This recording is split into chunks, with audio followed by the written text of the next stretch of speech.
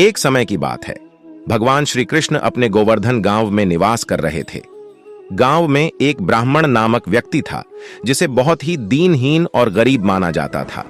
ब्राह्मण की पत्नी बीमार थी और उसकी गरीबी के कारण वह उसकी उपचार की कोई व्यवस्था नहीं कर पा रहा था। ब्राह्मण ने अपने भगवान श्री कृष्ण से प्रार्थना की और सोचा, हे भगवान, मेरी गरीबी और पत्नी की बीमारी से छुटकारा दिलाने के लिए मुझे एक संकेत दें। भगवान श्री कृष्ण ने उसकी प्रार्थना सुन ली और ब्राह्मण को एक सपने में दर्शन दिए।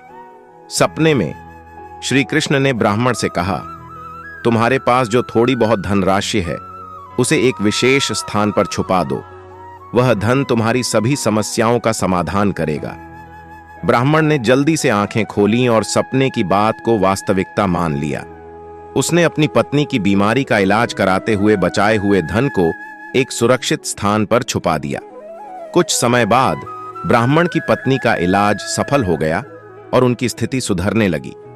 लेकिन ब्राह्मण ने भगवान के सपने को सही मानकर अपने धन को छुपा रखा।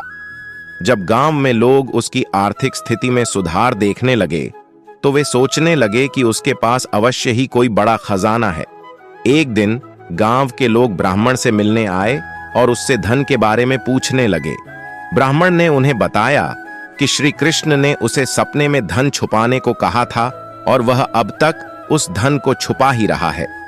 गांव वालों ने ब्राह्मण से कहा, धन छुपाने का क्या फायदा, जब तुम्हें जरूरत थी तब तुमने उसका उपयोग नहीं किया।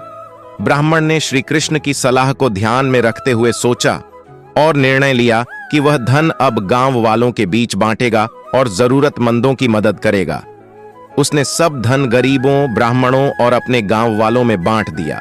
इस परिप्रेक्ष्य में ब्राह्मण ने देखा कि धन का असली उपयोग केवल अपनी समस्याओं को हल करने में नहीं, बल्कि समाज के हित में किया जा सकता है।